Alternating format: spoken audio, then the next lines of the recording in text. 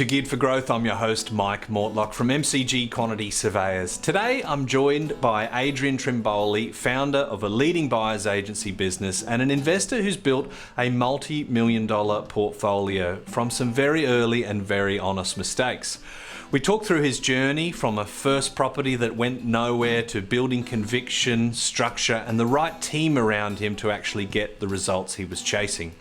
We also get into what separates successful investors from everyone else, how he thinks about risks and leverage, and why his portfolio still feels like a burden at times, but is doing exactly what it's meant to do. Given the current post-budget uncertainty, this is a timely conversation on mindset, strategy, and staying focused when sentiment shifts. Let's get into it.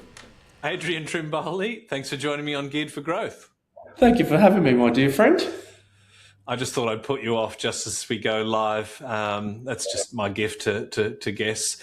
Now, we've got a lot to get through. And of course, at the time of recording, we're mid-May, post-budget, very, very importantly. And of course, we will talk about that. Everyone wants to talk about the budget and how that impacts things. But I just want to take a step back because I think we all need a little bit of perspective. I want to start with your personal story. Can you give us the short version of your investing journey and what actually attracted you to property in the first place? I was 18 years old and we'd just gotten back from schoolies, my brother and I. And I was a silly boy at the time. My beautiful mother, who had never invested in any asset, said, boys, you boys should go and invest in something. You should go buy a property.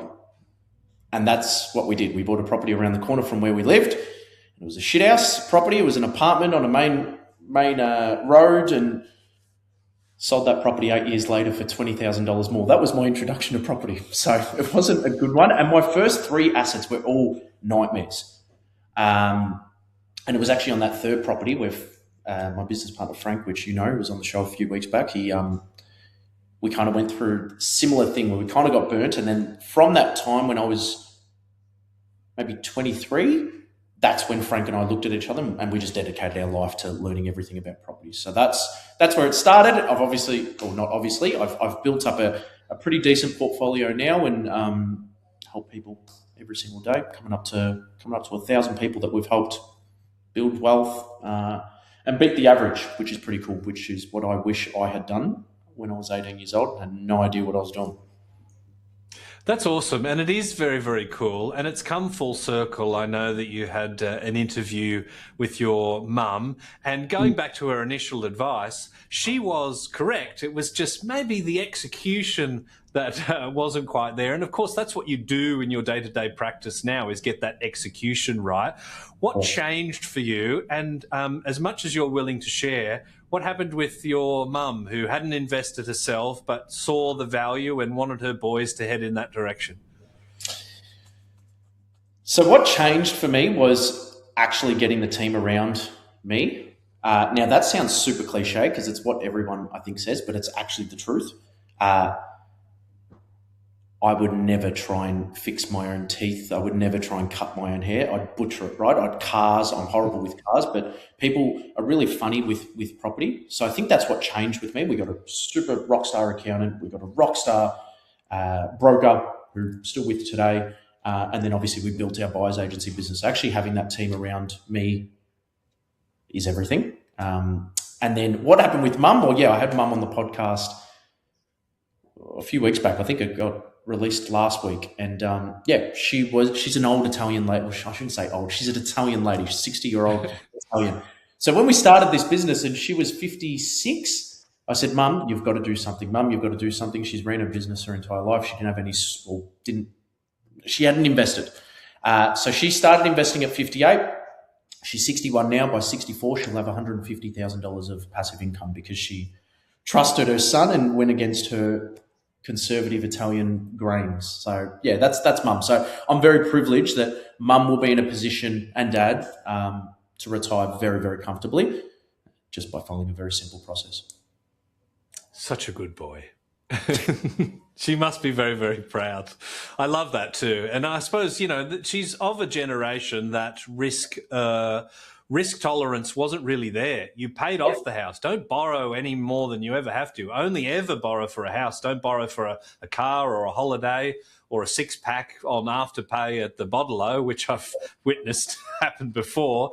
But, of course, it shows the power that we actually need to understand the value of that debt, right? And that is a fundamental change for people of that generation.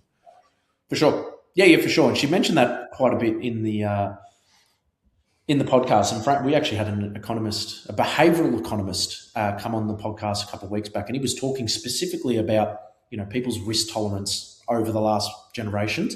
And yeah, it's no surprise, excuse me, that my generation, we know we need to take risk in order to get ahead. We can no longer do what our parents did. So it's not a blaming thing of getting to 60 years old and not doing anything. It was the times, right? And you could have gotten by just buying a nice house and then upgrading and then retiring on $5 million of, I guess, a home. But that doesn't bring in cash flow. But that's a whole nother story. When we sort of go back to your story, obviously you're happy to admit the first one you got wrong, the next couple suboptimal as well. Obviously you've graduated from those hiccups to the point where you now have a portfolio that is quite impressive. At what point did it start to feel like this is building options, freedom, flexibility, rather than just being another debt or a financial commitment where you're kind of thinking, gosh, I hope this works? Yeah, this actually might be, I don't know if you've asked anyone this question before, but it'd be definitely a different answer. My portfolio still feels like a burden. My portfolio still costs me, right? So my portfolio this year will pass 7.5 million, and the portfolio cost me 60, 70 grand. So it's still a burden on a cash basis, but the portfolio has grown by $1 million this year. I have 3, 4, 5 of those years. Now the plan is by 2030, the portfolio is producing me $250,000 to $350,000 of cash flow. You have 3 or 4 of those years where it's $1 million, and that'll compound. That'll get bigger over the next couple of years. That for me is the only thing that's in my mind. If I constantly just focus on shit, it's 60 grand, then it's 80 grand, and the portfolio will end up costing me 150 grand over the next couple of years. It actually still feels like a bit of a burden, but I know what it's for, and it's purely for that growth until we turn it into cool. Like let's go and do what every investor, I believe, should do, at least with property, which is turn it into cash flow. And for me, it's replacing my income, or it's given me the option to not have to work, which is, I can almost feel it. I can almost see it. It's not far away. It's a funny thing, isn't it? Because like on paper, it's like, okay, it's a loss, but you don't crystallize the gain in the property because you're not selling it, right? But if going back to your comment, it's made $1 million. It's cost you $60,000 to hold on to the thing. So you've done $940,000 in a year. Now, it begs the question, is that a reasonable salary expectation for yourself? Yeah. Would you likely to be able to make that money if you were going out and doing a job? And it also kind of begs the question, the differential between going and doing a job that might be able to get you that money, but how much effort do you actually put into managing that portfolio? I presume it's not 38 to 45 hours a week. No, absolutely not.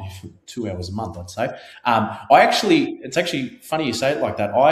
When I try to explain to people the beauty of property, I kind of talk about it like you actually bring another person into your household. So on average, our properties will grow by like 100 to 150K a year. That's a salary. So when you decide to buy one property, you've got a couple, husband, wife, one property is another income. Now it's not income because it's costing and everything you just talked about, but you then go to 2, that's 300, that's 2 people. Okay, and then 3, and if you do 10, that's $1 million. That's how I like to actually explain it. I think it's a really simple way to do it. Big thing is, can you hold on to the portfolio? Can you withstand the 60, 70, $100,000 of cash flow every year? And that's a completely different conversation, excuse me. When we look at your portfolio from the beginning to now, which obviously it's very, very hard to argue that you haven't been a successful property investor to this point, what do you look back at and you kind of think, look, if I'd just done that a little bit differently, my returns would be so much better, or things that maybe even outperformed your own expectations, types of properties or strategies where you're like, gosh, I expected it to do pretty well, but I didn't think it would do that. Obviously, the apartment, buying an apartment, a one-bedroom apartment in a complex of 38 on a main road, that's a pretty stupid thing, right? And like that's all you need to do is jump on a Reddit post or jump on ChatGPT or anything now, and they all say don't buy apartments in massive complexes that are run down and have levies, through the roof. That's a really simple one. So, like, obviously, that is one that I would never do again, and I would highly suggest people to not do that. In relation to what absolutely hit it out of the park, and I'm kind of really adopting this strategy now a lot more, is buying assets with multiple dwellings on it. My duplex, I always refer back to it in a lot of our marketing. Generally, they're not meant to have as decent or as good as growth as standalone houses. And maybe over the long term that might be correct, but definitely over the short term, in between. I bought that property 6 years ago, 5-6 years ago. It's almost tripled in value, whilst also doubling in rent. So buying assets, duplexes, triplexes, quadplexes, if the growth can be there, obviously you've got to come down to your research. Those are the assets that I'm now heavily in, and will continue to go in. I wish I got into them earlier. That's the point that I'm trying to make, because I thought it was just houses. You just have to buy houses. That's the only thing that can grow. These other assets, they will provide you growth if you buy it correctly, but they'll also provide you with awesome cash flow. So that's definitely something I wish I knew earlier, or that's something that I wish or didn't actually realize that it was going to do as well as what I initially thought.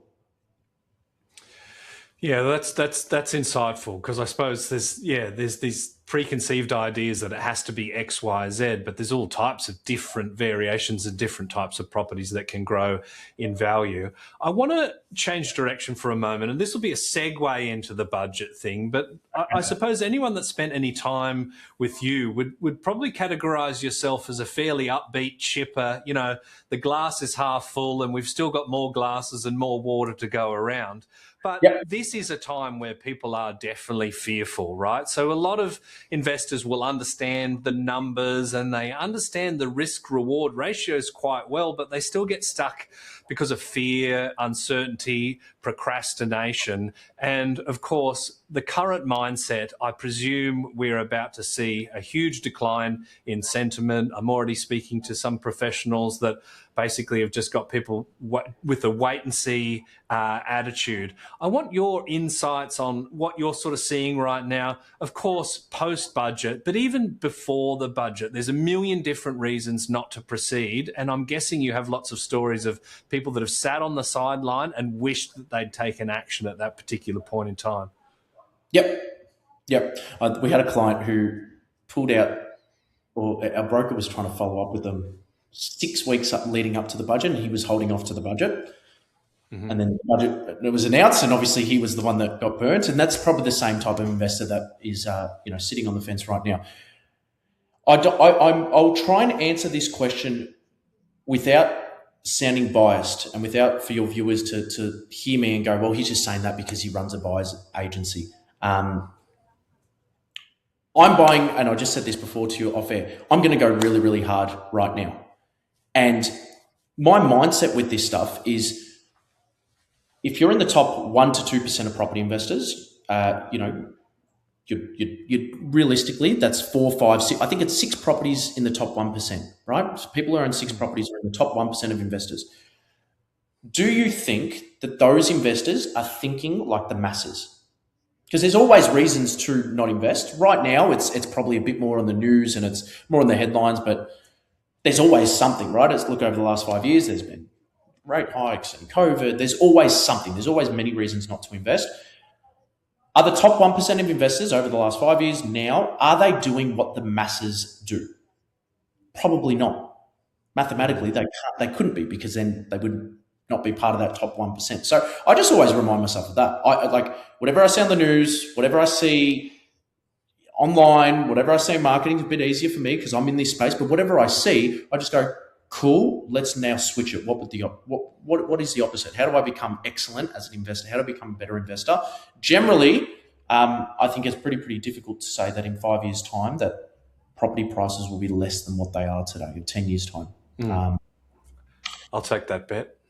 I'll take that bet. Yeah. I'll take that bet. So it's just, for me, it's just what are the best investors in the world doing? We always go back to that Warren Buffett stat or the Warren Buffett quote, excuse me. And I live and die by that. That's how I invest in my stock portfolio. That's how I invest in my property portfolio. And it's worked okay. I may have egg on my face. I'm not sure. No one knows. You speak to obviously a lot of people that obviously in the interim are making an inquiry because they want to take control of their financial future. Now, being paralyzed in indecision is never a good way to be. But how do you categorize the people that come through your doors outside of just making the decision to invest? Like, is there anything that you've observed about the individuals that kind of is a recipe for success that potentially people can learn from? The Geared for Growth Property Investing podcast is presented by our business, MCG Quantity Surveyors. If you're an investor or a property professional looking to get the best tax depreciation deductions for yourself or your clients, please get in touch with us at mcgqs.com.au. It's our mission to help as many property investors as we can to maximise their claims and maximise their property education as well. Yeah, we've actually we had AI help us pick up what our top 100 clients have kind of all in common. We've got something on the side, and everyone has like a plan. 2030, like I said before, my goal 2030, $250,000 to $350,000 of income. Right, I like very distinct goal, which does two things. Right, I'll kind of go on a maybe not longer tangent, but I'll explain what that does. One, it means that when people have a goal, they got to achieve it. But two, it means that when all this other bullshit stuff pops up, they're like, no, the goal's there. We still got to do X, Y, and Z to achieve that. So they don't get derailed. So that's the beauty of a goal. Two, they actually don't overanalyze. Now, I'm excellent with this. You ask any of my guys in my team when they buy me a property, they send me a property. I ask 2 to 3 questions, and they go buy the property, and it's super quick. Now, I can't expect every one of our clients to be like that, but they don't analyze. They don't take 2 weeks to make a decision. That's the second thing. And then also their risk tolerance is higher than normal. It's not on the other side of the spectrum. So it's not super conservative. It's higher than, I guess, the average. Those are kind of the 3 things that we've found to be our most successful clients. There's a few other little things, but those are the 3 main ones. I'm guessing, and this is maybe a personal observation I'm keen to hear your thoughts on, is that the people that are communicating and looking at hotspots, that's a far more common strategy or lack of strategy than someone that actually says, this is my plan. I want to be here at this point in time. I want this amount of asset value. I want this amount of passive income, or I want to retire at this particular point. And I feel like since in some respects, I look at the property market pre and post Perth, right? Because Perth delivered some huge results into the pockets of investors. We're talking, 20% plus in a lot of suburbs and even more.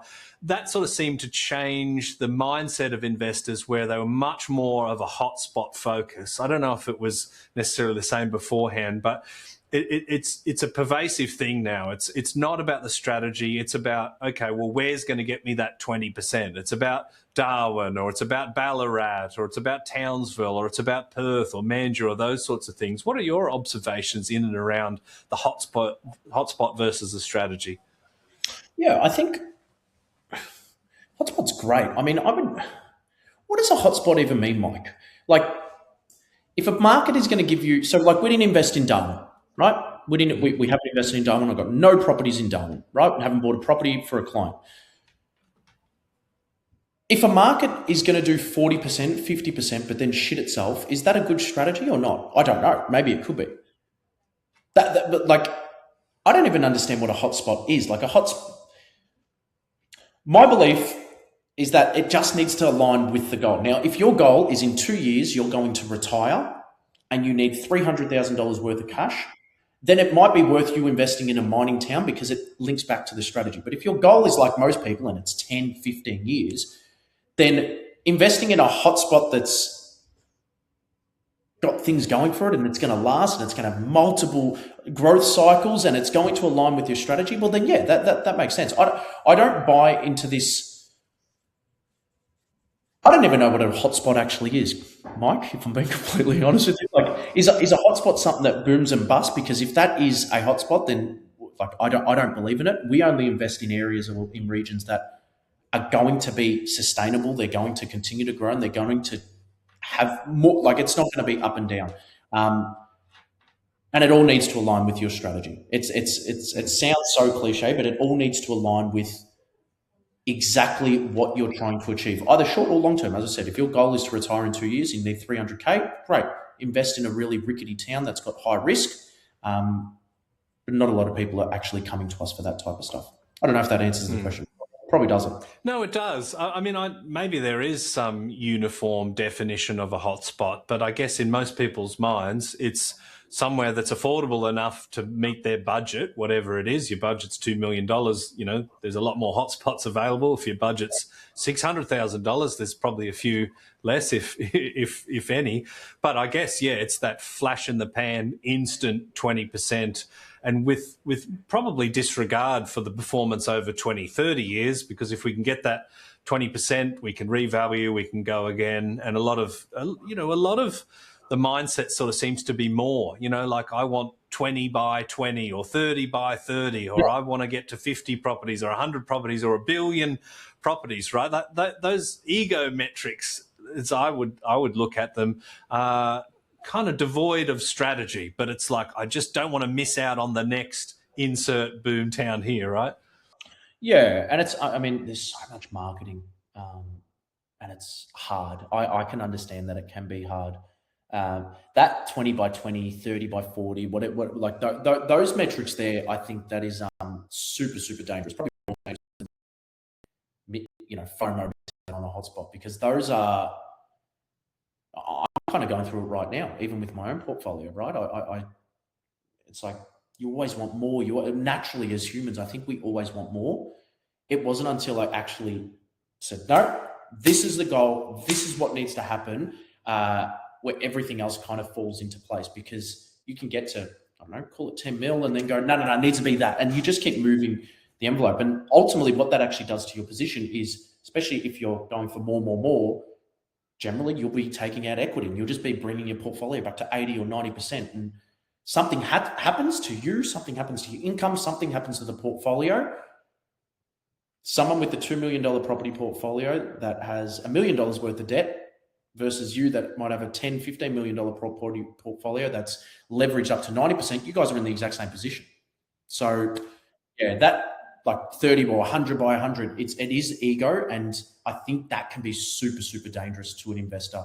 I've kind of gone through it. I haven't gone through the, something really, really bad has happened, but I've gone through keep pushing the envelope. And it's dangerous. You can lose everything. Yeah, especially once you get to a point where it's like, I'm actually doing okay, right? Like I have a couple of $1 million worth of assets. Do I need to try and get $20 million? I mean, and this is the funny thing, like so many people have these retirement goals. Like I want 250 or 300K of passive income by the time I retire. That is a lot of money, right? And if you do the modeling and you realize, like, am I going to spend that? Well, maybe for the first couple of years if you want to travel around the world. But by the time you get to 70, the hips aren't going to be wanting to traipse up and down, the steps in Venice or go to Machu Picchu, right? Like you'll probably find that you just want to stay home and have some 2-minute noodles, whether you can afford to have caviar or not. Yeah, it's a very good point. My beautiful mother, who I kept talking about, her brought on the podcast, And she goes 150. She's the biggest tight ass, right? It's too much money. It is, and that's 150, and that's for two people. So it's a very, very, very good point. Very good point. I agree. Now, there'll be people listening and thinking, Mike, you've wasted 20 odd minutes. You've captured a buyer's agent. I want to know where they're buying, what are their tips? Are they value add? Are they buy and reno? Are they chasing these hotspot markets? Without sort of giving away the secret herbs and spices, what sorts of properties meet the criteria for you guys, and where do you see opportunities for investors in the back end of 2026? Yep. So I'll answer it the exact same way that Frank answered this question a couple of weeks ago. I listened to the podcast. It was a good podcast. We are predominantly buying, and personally as well, Frank and I, Victoria, Tas, New South Wales. That shifted from your Queenslands, your WAs, your South Australia. So that's where we see the markets. I mean, they're already getting extraordinary growth. In relation to what we buy, a lot of it is standalone houses. As I said, a lot of it is multiple dwellings as well, at least from our residential side.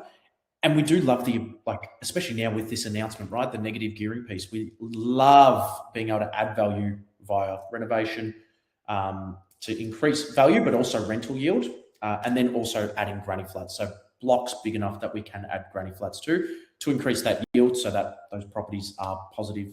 Again, that's not the be all or end all. Tax is purely a bug of property investing or a benefit of property investing. You shouldn't be doing that if that's going to devalue the property, just to save $3,000 on tax time. But cut a long story short, Vic, Tas, New South Wales, houses with granny flats that you can throw on them, or duplexes, triplexes, quadplexes. Then we've also got commercial sector, but that's for a completely different clientele. One thing that I think is a bit misleading with buyers agents out there, and I'm keen to hear your view, and I'm not lumping you in the category, right? But there'll be people listening to you and how you've been able to grow your portfolio. And there are plenty of buyers agents that market themselves on, I have, 10, 20, 50, 100, sometimes even 200 or more. But there'll be people listening to this that'll say, like, I've got one, I'm trying to do another, and I can't. The bank has stopped me. Or I've got two, I've got three, or I've got four. And it just becomes a game of finance. And so many buyers agents kind of market themselves in their results being replicable, but when they own a buyer's agency business that gives them $1 million a year salary, they sort of detach from the reality of your average wage earner that's earning $100,000 a year, right? For anyone I'm keen to hear your thoughts on that, but for anyone that's kind of stuck at the moment and is looking at some of those targets, what advice would you have for them? I'm glad you asked this question, because I'm actually super upfront with my responses here and all of our marketing. Your income is going to be the biggest dictator of what you build. If you're on $100,000 of income, active income, and the goal is to have $100,000 of passive income from your property portfolio in 10 years, that's not true. That's not real. Over 20, 30, 40 years, yeah, sure, it can get there. But everyone should only focus on their income. That would be the first thing. If you're stuck, well then, okay, are they in the right entities? Now, I'm definitely not a tax accountant. I've got to be very careful, especially these days. But are they the right entities? Is the portfolio of any of the properties washing their own face or not? That's kind of the second thing. But it always comes back to the property. It's to the income. I've only been able to scale my property portfolio this quickly to this level because of my income. And I'm even doing it, with some of our team right now. They're like, I want to scale the portfolio. Cool. How can you add more value to the marketplace? The marketplace being, you're an employer fresh up. How can you add more value to ask for more money so that you can go and continue to borrow? Outside of, it's like tax, right? Outside of trusts and suit, like you can only really do so much with tax. I think it's the exact same with property. You really can only do so much based on your income. And that is always going to be the missing piece. Yes, there's entities. Yes, there's buying things in, adding value to it, all the things that I've kind of spoken about. But if if you don't continue or focus on increasing your income every single year, then you will eventually come to a point where you are stuck. And being stuck is fine. Having 3 or 4 properties over 20, 30 years is fucking awesome. Like that's a really, really good result. But yeah, and most people don't do that, right? Like only 72% of people have 1 property, right? So most people don't do 2 or 3. So you actually need to maybe give yourself a pat on the back for taking action and being in that rather rare cohort of property investors, rather than maybe chasing the person who's on social media talking about a $50 million portfolio or having 100 properties, right? Yeah. And listen, I'm one of those as well, right? It's people are attracted to success and attracted to, well, if Adrian has done it, well, then the procedure works, or what we do works, which is fine. But just go on a calculator, get on AI, and see what 3 properties do over 30 years. And you will probably be pretty happy with where you end up if you're 20, 30, 40. There's a reason why people are still investing in property, even after the announcements, because there's nothing in Australia that is a better asset class than property, in my opinion, maybe in your opinion as well. Yeah, well, it certainly hasn't changed. Pre-budget, obvious, post-budget, it's still the same. I can't think of a better asset class to be investing in based on the leverage and the long-term fundamentals. And at the end of the day, the tax settings will influence sentiment and behavior and after-tax returns, but we're not building enough. We're growing in population. Listing volumes are extremely tight, which adds upward pressure and competition. So perhaps this is a good way to tie a bit of a bow on this episode. As I mentioned in the intro, we're just post-budget. This will likely be released, still in May. So there's a lot of upset. There's a lot of anger. There's a lot of people sort of thinking, well, the goalposts have been shifted, the rules of the game have changed. What's your advice for them in taking a long-term view? They have been shifted, and I share the same anger and frustration. So they have been. We're playing Monopoly. You and I are playing Monopoly, and halfway through the game, I'm like, Mike, I'm going to change it because it benefits. Well, I won't say, benefits me. The banker, right? That's the government's the banker in Monopoly. Yeah, right. So I do share the same level of frustration. I made a video on this just before I jumped on. These are proposed changes, so it's not actually, it actually hasn't gone ahead yet. And to be honest with you, I've still got a slight belief that it may not go ahead. But even if it does, I think you got to ask yourself the question: like, are you not going to invest in a year's time? Do you still not think that investing as a whole is going to help you, your family, and your financial future? And if the answer is no to that, then great. Then don't worry about investing. But if you think that in 5 years' time, like what we spoke about before, or 10 years' time, that properties are going to be worth more than what they are now, then I would probably go and continue to invest and almost not pretend that nothing's happened, because maybe strategically you might have to change up a few things, but don't sit back like the rest of the crowd who, if I was a betting man, are probably going to have egg on their face, or not egg on their face. They'll go, oh shit, that property that was 600K today is now worth 900,000 in a couple of years, and I haven't gotten any of that. I'm still a betting man that the property prices, even in the short term, are going to skyrocket, and we're not going to see slowdowns in particular regions. I think that is an excellent way to finish, and it addresses, I suppose, an earlier point that you made, and it's all about having the right team around you. The goalposts have been shifted, the monopoly board's been shaken up a little bit, but there are experts in accounting and taxation and structuring and buyer's agents that can help you achieve those goals. So, Adrian, it is a pleasure having you on the show. Thanks very much for sharing your sagely and considered wisdom today. Thank you, my friend. I appreciate you very much. Cheers.